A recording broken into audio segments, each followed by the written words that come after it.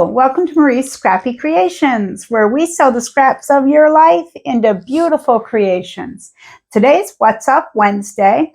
I've been doing some sewing, but today's video is going to be a little bit different.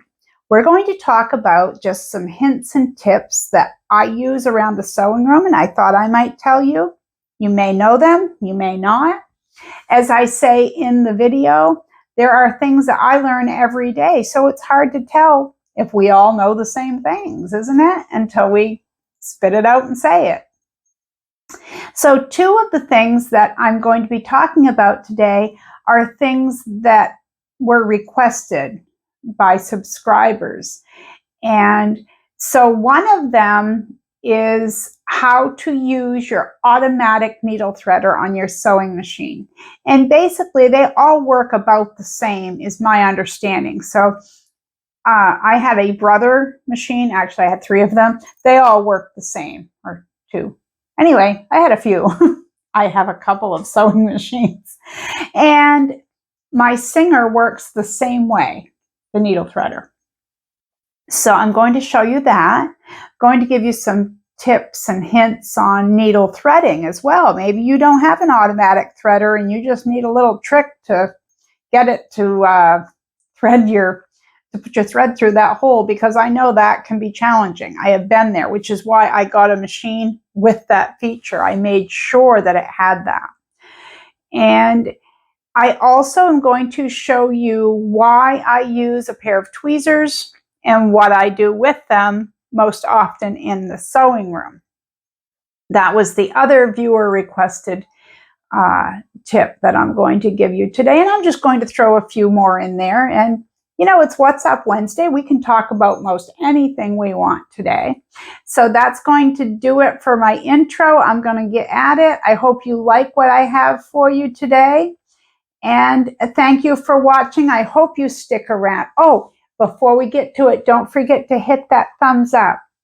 Let's give me a thumbs up. And if you aren't already subscribed, please think about subscribing, because almost half of you, just 1% less than half, are not even subscribing to the channel. So you can't get notifications of new videos if you're not subscribed, and ring that top bell, the one that's colored in, that will give you all the notifications. Okay, let's go see what I have for tips and tricks today. So today I thought I would show you a few tips and tricks that I use, and a few of them are viewer questions, okay? I had a subscriber specifically ask me for one of these, and I had a subscriber who's also a family member ask me about one of these things. So I'm going to go over a few tips and tricks with you today, and I'm not going to put them in any particular order.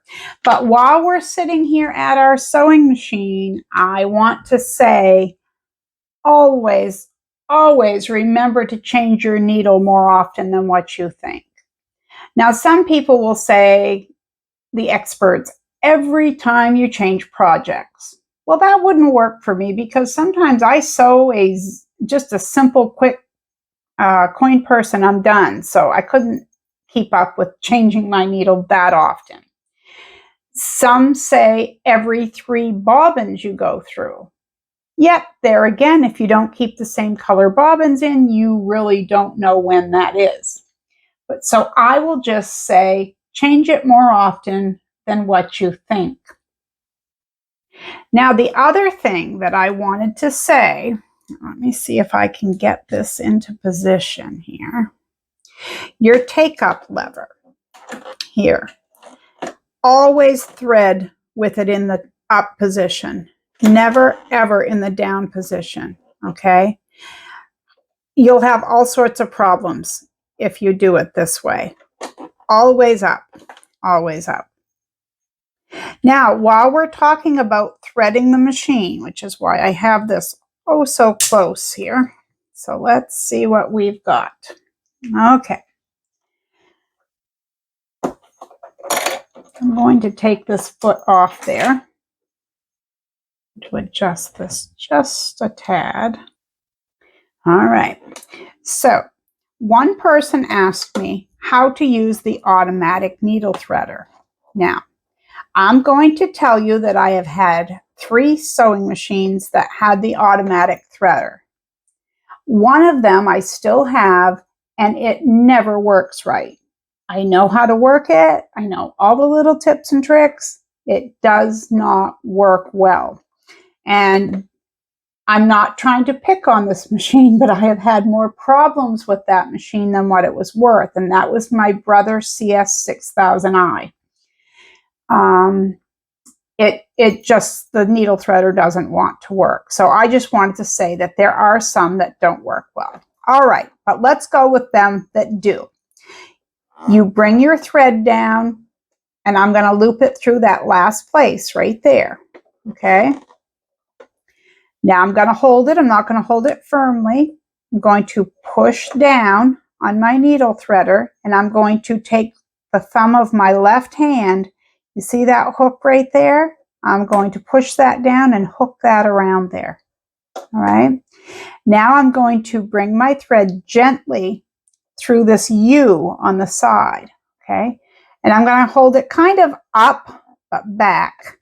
And I felt it click when it went in there. So now I'm going to let go of this piece. Now see? There's my thread. Oops, and I just unthreaded it because I wasn't watching. All right, let's do it again. Come down through our last loop. Hold this all the way down. Loop around. Push it through. I even heard it click that time, and I'm holding it up, but I'm not holding it hard, because if I hold it hard, it's not going to fit through there. It's just, I'm going to be pulling it out. So at the same time I let this drop, I'm going to let off on that. And there it is. So let's say I don't have an automatic needle threader, because I didn't always have an automatic needle threader. So what's a trick? What's something that Marie used to use when she didn't have an automatic needle threader? How did she see? Well, this is just a piece of white cardstock. You could use a piece of paper, it just has to be white. But see, what happens when we're doing this and we're trying to thread our needle is we have a lot of metallic color going on down here, okay? This is metal. Our foot is metal. The needle is metal. So how are we supposed to see where the hole is to thread our needle? Well, would you look at that? Look at how well that shows up. The minute you put that white behind there, see? Shows right up, just like it should. So there's a trick to threading your needle if you don't have an automatic needle threader. Okay, what's another trick? The next trick has to do with, or it's not really a trick, I guess it's a tip, is with the bobbin. Well, I'm trying to maneuver around my camera here. Keep my fingers out of the way. So let's say it doesn't matter whether you have a drop-in bobbin or a front-loading bobbin, whether your machine is new or old. Okay, I learned this in high school, and it has proven true in every instance. Okay, sometimes you'll pick up a bobbin as a beginner and you'll say, gee, which way should this thread be coming off here? Should it be going this way? Should it be going this way? How's a person to know? Okay, this is how you know. I'm actually going to use a different color here. Maybe you can see it a little better. If it comes off the spool like this, okay, so it travels up and like this, it's making a letter P. Do you see that? If it makes the letter P, that will fit perfectly into your bobbin, whether it's front loading or top loading, or drop down, I guess I should say. Okay, now I have another question, and this is the second one that I wanted to answer. Okay, so I'm going to thread my needle, and I'm going to pop a bobbin in there and hit the camera. Oh, while I'm at it. Okay. I always like to, let's see, we'll bring our bobbin thread up out of there since I just threaded it. Oh, goodness. I've got an awful mess there now. Just because I wanted to show you.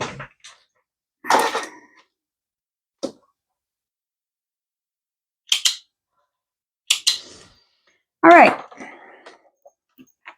Get a piece of fabric.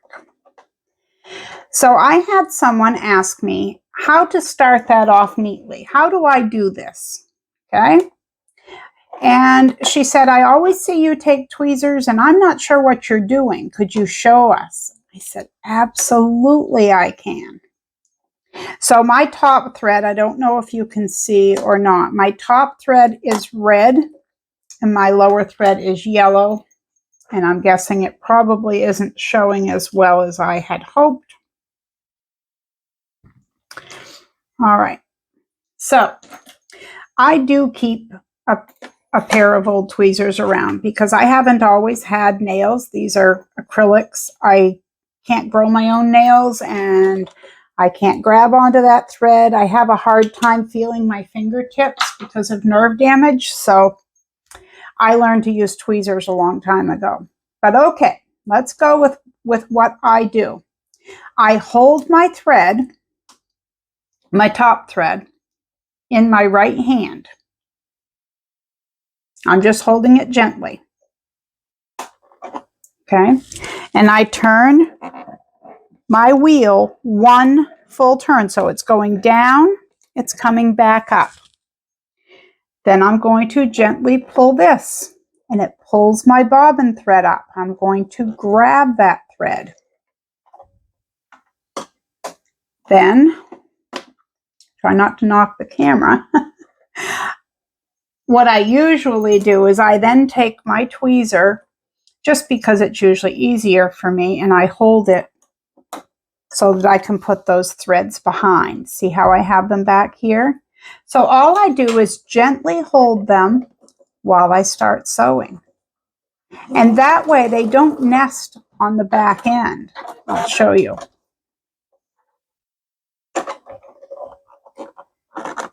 See, that's nice and neat. That did not nest at all. I know it's out of focus, but you can see that it didn't nest. Now, the other thing I will say is if you use a leader and an ender, like what I do on a lot of projects, you'll see me have this little scrap. I'm sure a lot of you know what that is. Oh, I unthreaded my needle here, or my machine. I guess I better fix it. The problem is I have my camera about 4 inches in front of me, so it makes it kind of tricky here. But anyway, because your needle can go down in here and make a nest or grab on, it grabs onto the tip of your fabric and it pushes it down in there. These leaders, what's called a leader, which is the beginning one, and an ender, which you would put on after your sewn piece. I generally only use a leader, but that's just me. You put it there so that you can start like this, and then if you have a quilt block, you kind of push that underneath there or lift your presser foot and set it where, like, say this piece of paper was my seam and I set it there. It would just start sewing onto that. And in that way, you won't have any bird's nest that way either. But if you're in a position of sewing something and it's right underneath the presser foot and you know the presser foot is going to grab it and take it along, that's when you use what I was showing you, where you pull the bobbin thread up through and then tuck it behind and just hold your top and bottom thread just lightly for the first stitch or two. So those are the tricks and tips that I have for you today. And I know that they're probably not new to a lot of you, but there are times where I'll be reading a blog post or I'll be listening to a video and I'll learn something and I'll think, really? How did I not know that? So I hope that at least one thing I taught you is one of those things that will come in handy. And because we use the word needle a lot today, that's going to be our creative word of the day, is needle. And I want to thank you guys for hanging out with me. It's been fun. I hope you enjoyed the tips and tricks. I hope you learned how to use your automatic needle threader or learn how to use a pair of tweezers in the sewing room. I use them to pull up the thread in all sorts of different situations, but I probably use them the most right there when I'm threading. So I want to thank you guys. You take care. And until next time, dig into that scrap pile. Make something beautiful and creative out of those scraps. You take care now, and I'll see you next time at Marie's Scrappy Creations.